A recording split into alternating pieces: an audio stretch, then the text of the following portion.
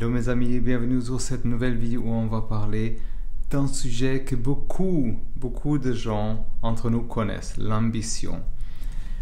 Mais c'est cette énergie qui nous pousse à aller en avant, à nous dépasser. Et on nous répète souvent que l'ambition est la clé du succès, bien sûr, et qu'il faut s'arracher pour atteindre ses objectifs. Et c'est vrai, sans un minimum d'effort, c'est cliché, je sais. On stagne, on n'arrive pas à progresser, on n'ose pas sortir de sa zone de confort. Mais tu sais, l'ambition peut parfois tourner à l'obsession. Ça veut dire, quand par exemple tu vois ce moment où on t'arrive plus à t'arrêter, par exemple, où tu sacrifies tes moments de détente, tes relations, ta santé, juste pour avancer plus vite, tu vois. Où tu ne penses plus à que ça, du matin au soir. Là, on a une certaine anxiété. Et c'est ça qu'on va parler aujourd'hui. Des signes qui montrent que tu as peut-être dépassé la limite et surtout, comment retrouver un équilibre dans ta vie. Oui, parce que tu sais, l'ambition, c'est pas évident parfois, tu vois. Et alors pourquoi l'ambition est souvent valorisée? Parce que c'est normal, tu vois. L'ambition, c'est un moteur, c'est... tu sais, avant de voir qu'est-ce qui est malsain dans tout ça, je veux te dire que de base, l'ambition, c'est bien. On doit l'avoir. C'est grâce à elle qu'on dépasse nos peurs, qu'on se lance dans un business, par exemple, et qu'on part à l'aventure. Tu vois, on apprend de nouvelles choses. Mais, alors, c'est une sorte de routine, tu vois. Sans ambition, on reste dans une zone de confort, sans trop forcer, par exemple. Si, par exemple, on a un objectif élevé, on se pousse à innover, à se former, relever des défis, tu vois, qui avant nous paraissent impossibles. Je dois juste fermer la fenêtre parce qu'il y a des avions, beaucoup d'avions ici. Et alors, voilà, et la culture... Tu vois, on est dans une culture de performance aujourd'hui. Ça veut dire notre société, l'ambition, par exemple, celle qui nous dit qu'il faut tout faire, qu'il faut gagner beaucoup d'argent, créer des entreprises, franchir des records, tu vois. Et ces réseaux rajoutent une couche en nous et montrent aux gens qu'il faut bosser 24 heures sur 24 pour entendre quelque chose de spectaculaire. Le résultat, on peut vite se sentir nul parfois. On se donne, si on ne se donne pas à fond, par exemple, tout le temps, on se dit si je ralentis, par exemple, je vais me faire dépasser. Voilà. Et cette pression, c'est une pression sociale aujourd'hui, tu vois, qui entretient l'idée qu'il faut bosser comme un fou, quoi, pour exister. Et la satisfaction. Alors, dans tout ça, comme je dis, c'est pas qu'une question d'argent, de l'ambition, d'un succès médiatique parfois. L'ambition nous donne aussi, c'est clair, une énorme satisfaction personnelle. On voit notre progrès, par exemple, quand on entend quelque chose qui nous tient à cœur surtout. Et c'est un sentiment magique, tu vois. Et c'est là qu'on devient un peu accro, comme dire comme ça. On veut retrouver cette sensation, on veut grimper toujours plus haut, toujours plus fort, mais c'est aussi là qu'il y a un danger, tu vois. Cette vidéo parle de cette obsession, ça veut dire quels sont les signes quand ça vient en obsession. Et parfois, tu sais, moi j'étais aussi dedans et c'est pas évident. Je suis un peu dedans aussi. On pense qu'à ça, par exemple. C'est le premier signe. Ça veut dire c'est une obsession mentale. On est constamment focalisé sur notre objectif. Le matin, on se réveille, on pense à ça. Moi, j'ai un objectif, ouais. Alors, le soir, on s'endort, on calcule, par exemple, qu'est-ce qu'il nous reste à faire pour arriver. On pense qu'à ça, mais on ne sait pas exactement comment faire. Même quand on est entouré de gens, parfois, notre esprit divague vers ses projets, ses tâches. Alors ça veut dire qu'on est physiquement là, mais mentalement, on est absent. Par exemple, notre entourage nous trouve, par exemple, dans la lune, parfois, il nous dit, mais t'es pas là, quoi. Oh, on te rapproche de pas être assez disponible. Et nous, on se culpabilise parfois d'avoir la tête ailleurs. Oh, par exemple, on ne se rend même pas compte parfois. C'est tellement on le fait naturel, tu vois. On sacrifie, par exemple, notre sommeil et nos pauses pour ça. Par exemple, on a des phases intenses où on bosse plus que normal, par exemple, pour un projet. Mais, par exemple, si depuis, par exemple, des mois, tu dors plus que 4-5 heures la nuit, ou que tu oublies de manger, que tu prends jamais un week-end pour toi, c'est un signal d'alarme. Ça veut dire, tu sais, notre corps, il est pas conçu comme ça, tu vois, productif maximum, des trucs comme ça, tu vois. À terme, ça nous mène à un épuisement et même un burn-out, tu vois. Et on finit par craquer physiquement, moralement. On devient irritable, anxieux, par exemple. Quand on s'investit trop dans quelque chose, on est ultra sensible aussi à tout qui pourrait, par exemple, nous ralentir et nous faire échouer. Et d'un coup, on peut réagir vite fait, tu vois, s'énerver pour rien, devenir hyper anxieux dès que quelque chose ne se passe pas comme prévu. Et si on se rend compte qu'on n'a plus de patience, par exemple, qu'on s'emporte facilement pour quoi que ce soit, qu'il y a une angoisse jour, nuit, par exemple, sur une idée, de ne pas réussir, c'est probablement parce qu'on a dépassé la simple ambition, on dirait comme ça, pour entrer dans cette obsession. On s'isole de plus en plus, tu vois. C'est aussi cette tendance de vouloir tout sacrifier. Ça veut dire on annule les sorties, par exemple, on évite déjeuner en famille parce que c'est une perte de temps. Certaines choses, à part ça, je suis coupable aussi, ok. Quand on a trop de boulot, par exemple. Mais si ça dure, si ça devient normal dans notre vie, tu vois, si ça devient normal de refuser toute activité externe, on risque vraiment de se retrouver parfois complètement seul. Ça veut dire, et tu vois, si on s'isole à long terme aussi, c'est mauvais pour le moral, pour notre santé mentale et pour notre créativité. Et je sais de quoi je parle, vraiment. Un autre signe, par exemple, même quand on entend quelque chose qu'on voulait, on ressent pas la satisfaction. Ça veut dire, on passe cette étape trop vite et c'est jamais assez. On a toujours un sentiment d'insuffisance et les signes que cette course au succès, tu vois, nous aspire dans une spirale.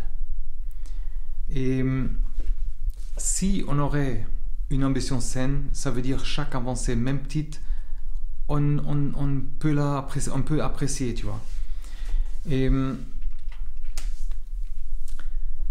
quels sont les risques, par exemple, d'une obsession, déjà. On va voir quels sont les risques, par exemple, on a parlé de ça.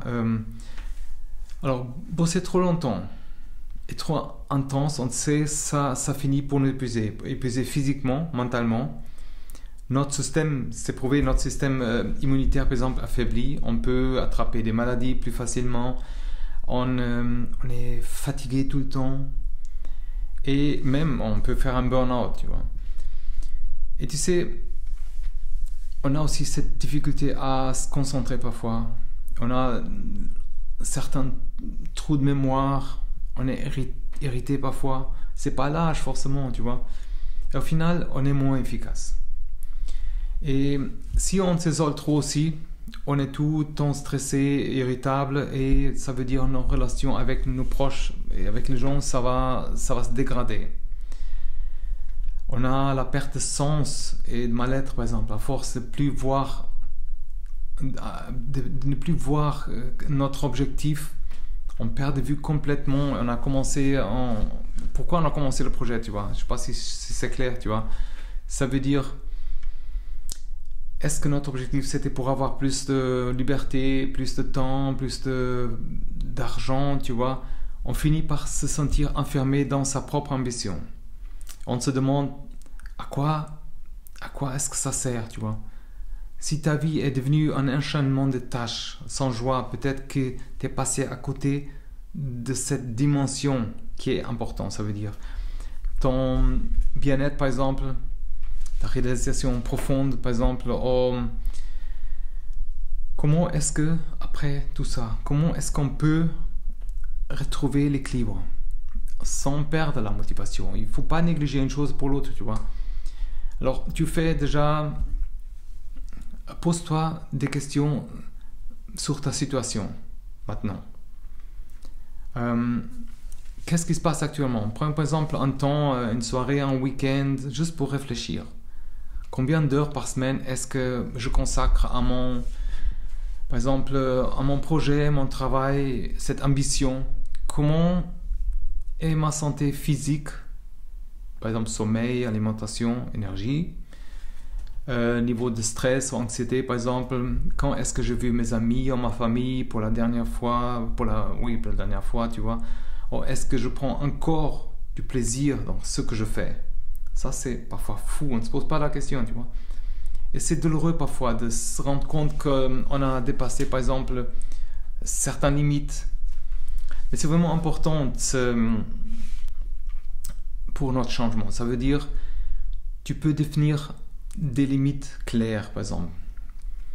Si, comme moi, tu es un peu un control freak, tu vois, tu risques de vouloir t'investir à fond, normal, pour éviter cette obsession. Tu dois vraiment te fixer les limites, par exemple, des horaires de travail raisonnables, par exemple, stopper à 7h le soir ou à 5h l'après-midi avec certaines choses et profiter du reste de la journée.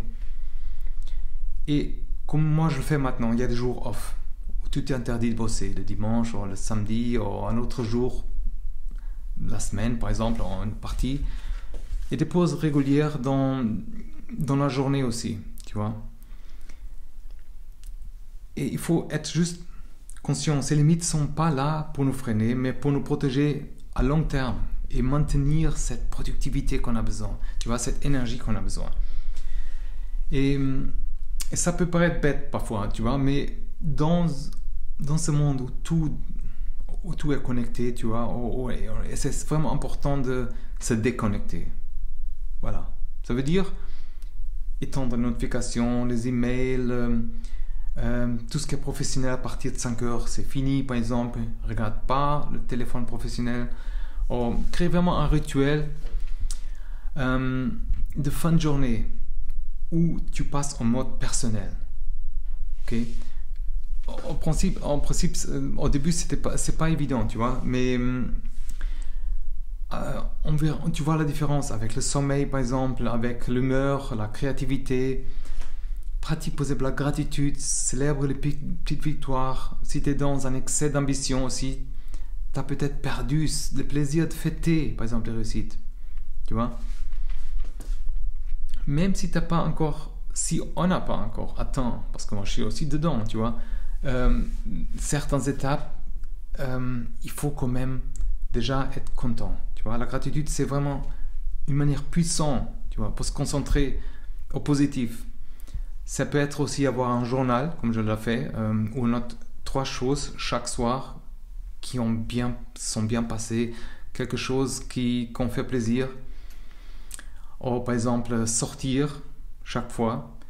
Ça rappelle qu'on est sur le bon chemin, que ça compte. On est